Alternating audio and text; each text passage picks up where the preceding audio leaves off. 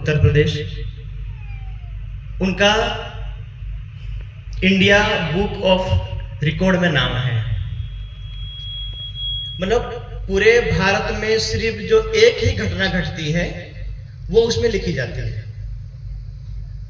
अपने निजानंद संप्रदाय और प्रणामी समाज के 800 मंदिर, 400 सालों में हमने 800 मंदिर बनाए हैं। उन 800 मंदिर में सिर्फ एक श्री प्राणनाथ ज्ञानपीठ का इंडिया बुक ऑफ रिकॉर्ड में नाम है। और नाम किसमें है? इसी ब्रह्मवाणी को इस वो शोभा मिली है इस दुनिया में। चाहे जो ग्रंथ हजारों वर्षों से मतलब जो उसमें मतलब प्रचलित है, तो आप जो हमारी वेबसाइट है उसके अंदर 249 भाषा में इस ब्रह्मवाणी की जो टीका है वो उपलब्ध है। आज हम ये कहें कि 249 देशों में 250 देशों में एक बटन दबाने से अपने अपने देश में अपनी अपनी भाषा में इस वाणी को पढ़ सकते हैं। वो अपना ज्ञानपीठ की उपलब्धि है। और दूसरा, अब ये दूसरा रिकॉर्ड होने जा रहा है कि पूरे भारत में सैकड़ों सहस्रों की संख्या में जो विश्वविद्यालय जो मतलब होंगे और है, लेकिन भारत का पहला विश्वविद्यालय स्वामी जी का इस प्रकार बनाना है, पूर्ण रूप से निःशुल्क। आप जो हम अपने बच्चों को पढ़ाते हैं तो वहां फीस देते हैं, हॉस्टल की फीस दो, खाने की फीस दो, पढ़ाई की फीस दो। यहाँ हमको अपने बच्चों को 2 जोड़ी कपड़े में सौंप देना है, स्वामी जी आप इसको रखिए, पढ़ा लिखा कर फिर बड़ा जो भी योग्य बनाइए। अर्थात जो हम लाखों रुपए खर्च करते हैं,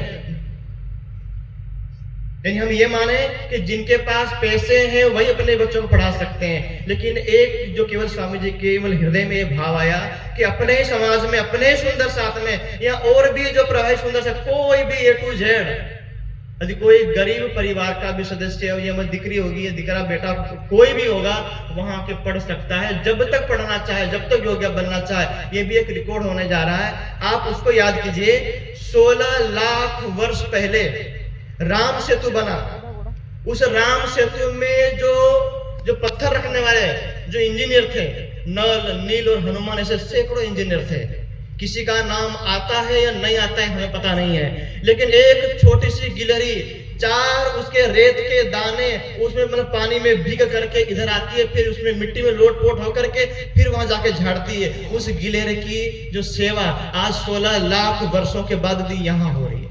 4 दाने मतलब जो भी किया होगा उसने। और हम कौन है? हम वो सुंदर साथ हैं जिन सुंदर साथ के चरण धूलि प्राप्त करने के लिए 28वें कलयुग में कहा गया था। वहां सुखदेव जी ने उसको सुनाया कि हे राजा सुन, वो ब्रह्ममुनि यहाँ प्रकट होंगे जिस ब्रह्ममुनि वो अपने परमात्मा के अलावा किसी का ध्यान नहीं करेंगे। जो 28वें कलयुग में शंकर भगवान जो अमर कथा सुनाई, वो अमर कथा हमारी थी। जो आज हमारे भाई जो इतनी बड़ी माला लेकर के आए, वो पहले उसमें रामदेव के उसमें मतलब संप्रदाय में थे। वहां भी उन्होंने जो मतलब इसमें रामदेव पुराण में बात कही है, सहस्र करणी करोड़ क्रिया सो एक अक्षर के पार है। अर्थात बाबा रामदेव भी कह रहे हैं कि जिसके लिए तुम हजारों क्रियाओं, हजारों जो मतलब आचरण करते हो, एक अक्षर के पार ब्रह्म परमात्मा है। उसका ज्ञान फैलाने के लिए एक हमें सहारा चाहिए, और वो धन हम देंगे। अर्थात वो धन मतलब सो इत भी होए चले धन धन, धाम धनी कहे धन धन, साथ में भी धन धन होइया, या के रात दिन धन धन। यहाँ भी धन्य होंगे, परमात्मा के दरबार में भी धन्य होंगे। कब तक धन्य होंगे? अनंत काल तक। इसलिए ऐसा अवसर सेवा करने का हमको दोबारा नहीं मिलेगा।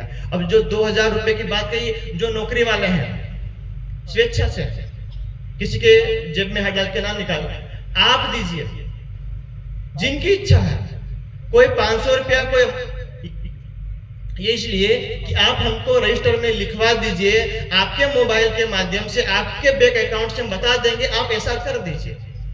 अपने आप 500 रुपया वहां से कट के श्री प्राणनाथ ज्ञानपीठ के ट्रस्ट में आ जाइए।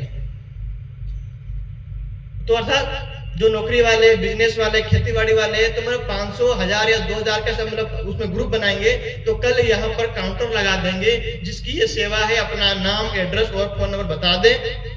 कार्यक्रम खत्म होने के बाद हम आपको फिर से दोबारा मिलेंगे और पूरी टीम के साथ मिलेंगे और हम ये कार्य करेंगे।